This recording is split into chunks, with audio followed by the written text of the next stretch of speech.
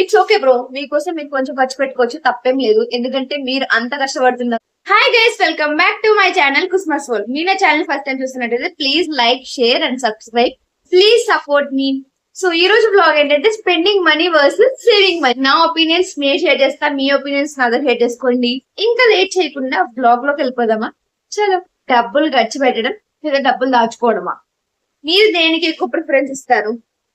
నేను దేనికి ఎక్కువ ప్రిఫరెన్స్ ఇస్తాను ఈ వీడియోలో చెప్పేస్తా. సో ఫస్ట్ అయితే స్పెండింగ్ మనీ. కొంతమంది ఉంటారు బాగా ఖర్చు పెడుతూ ఉంటారు, అందులో నేను కూడా ఒకదాన్ని. ఇలాంటి వాళ్ళకి ఏమనిపిస్తుంది అంటే ఇప్పుడు ఖర్చు పెడతారు, బాగుంటది, మంచి లగ్జరియస్ గా అంతా బాగుంటది, హ్యాపీగా వెళ్ళిపోద్ది లైఫ్ అంతా. కూడా కొన్ని డేస్ తర్వాత అనిపిస్తుంది, అరే ఆ రోజు సేవ్ చేసి ఉంటే బాగుండు కదా, కొంచెమైనా సేవ్ చేసి ఉంటే బాగుండేదేమో అని ఒక ఫీలింగ్ వస్తుంది. కానీ ముందు హ్యాపీగా ఉంటారు.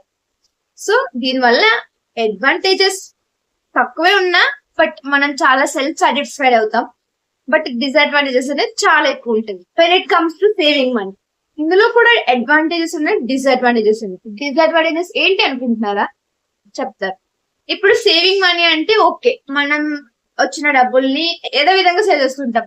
ఫిక్స్డ్ డిపాజిట్స్ అని, మ్యూచువల్ ఫండ్స్ అని, ప్రాపర్టీస్ లో పెట్టడం కానీ, ఎనీథింగ్ సేవింగ్ ఏ ఫామ్ లో అయినా కానీ సేవ్ చేస్తూ ఉంటాం. ఓకే, బాగుంది. కానీ రేపు పొద్దున ఒక పాయింట్ లో నీకు పెళ్ళైతుంది, పిల్లలు పుడతారు, మనవాళ్ళు అందరూ వచ్చేస్తారు. ఓకే, దాని తర్వాత ఏదో ఒక పాయింట్ లో ఖచ్చితంగా అనిపిస్తుంది, నువ్వు సంపాదించింది నీకోసం ఒక్క రోజు కూడా ఖర్చు పెట్టుకోకుండా, నువ్వు హ్యాపీగా ఉండడానికి బతకకుండా అన్ని సేవింగ్స్ కి పెట్టి ఫ్యూచర్ కోసం ఆలోచించావు.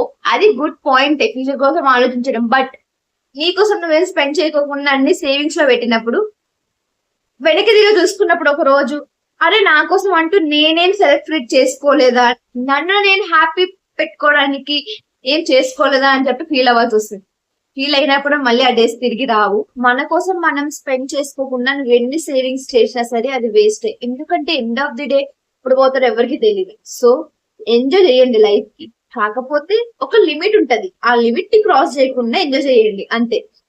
ఆ లిమిట్ ని క్రాస్ చేయకుండా ఎంజాయ్ చేసుకుంటూ మన సోల్ హ్యాపీ చేసుకుంటూ అలాగే మనం సేవింగ్స్ చేసుకుంటే హ్యాపీగా ఉంటుంది లైఫ్. సో ఇటు సేవింగ్స్ చేయలేదు అని చెప్పి రిగ్రెట్ ఉండదు, మనకి మనంగా సెల్ఫ్ గిఫ్ట్స్ ఇచ్చుకోలేదన్నా, సెల్ఫ్ ట్రీట్స్ ఇచ్చుకోలేదన్నా గిల్టీనెస్ కూడా ఉండదు. సో నేనేమంటానంటే రెండు బ్యాలెన్స్ చేయడం బెటర్. ఇప్పుడు మొత్తానికి స్పెండ్ చేయకుండా ఉండద్దు, అలా అని సేవ్ చేయొద్దు అని కూడా నేను చెప్పను. రెండు చేయాలి. మీ నీడ్స్, మీ అవసరాలు ఇవన్నీ కూడా అయిపోయిన తర్వాత మిగిలినవి సేవింగ్స్ కి పెట్టండి. అంతేగాని మీకు అవసరం లేని చోట ఖర్చు పెట్టకండి. నీ సోల్ హ్యాపీ చేసుకున్నాక సేవింగ్స్ చేయి, అంతేగాని అవసరం లేని చోట కూడా ఖర్చు పెట్టద్దు. అందువల్ల మనకి మనీ వేస్ట్ అవుతాయి. ఎండ్ ఆఫ్ ది డే మళ్ళీ మన సేవింగ్స్ ఉండవు. ఈ రోజుల్లో సేవింగ్స్ లేకుండా ఫ్యూచర్ లో లీడ్ చేయడం అంటే కష్టం కదా. నేనైతే ఫస్ట్ లో చాలా ఎక్కువ ఖర్చు పెడుతుండే అనమాట. మా అమ్మ ఘోరంగా తిడుతుండేనైతే, మా అమ్మ గాని ఫ్రెండ్స్ గాని అవసరం లేని చోట కూడా ఖర్చు పెడుతున్నాము అని చెప్పి. తర్వాత ఐ రియలైజ్ తర్వాత కొంచెం మనీ వాల్యూ అనేది. సో నేను కొంచెం చేంజ్ చేసుకుంటూ వచ్చా. అంటే డ్రాస్టిక్ గా నేను చెప్పను కానీ బట్ చిన్న చేంజెస్ అనేది చేశాను నా లైఫ్ రొటీన్ లో. అవసరం ఉన్న దగ్గర మాత్రమే ఖర్చు పెట్టడం, దేని దగ్గర నన్ను నేను కంట్రోల్ చేసుకుంటుండే. ఇది నాకు చాలా హెల్ప్ అయింది. మెల్లిమెల్లిగా చిన్న చేంజెస్ తీసుకురావడం వల్ల నేను చాలా డిఫరెన్స్ చూసాను. ఒకేసారి ఖర్చు పెట్టే వాళ్ళం, ఒకేసారి ఆపేయమంటే ఎవరు ఆపలేరు. బట్ ట్రై చేస్తూ ఉంటే ఆబ్వియస్ గా వర్కౌట్ అవుతుంది. ఒకటైతే చెప్పగలను, మనీ అనేది ఫ్యూచర్ కోసమే కాదు, ప్రెసెంట్ మన హ్యాపీనెస్ కి కూడా. సో బాగా ఖర్చు పెట్టే వాళ్ళు బ్యాలెన్స్ చేసుకోండి. ఎవరైతే బాగా ఫుల్ సేవ్ మోడ్ లో ఉంటారో ఇట్స్ ఓకే బ్రో, మీకోసం మీకు కొంచెం ఖర్చు పెట్టుకోవచ్చు, తప్పేం లేదు. ఎందుకంటే మీరు అంత కష్టపడుతున్నారు. సో మీరు ఈ మాత్రం డిజర్వ్ చేయకపోతే ఎలా?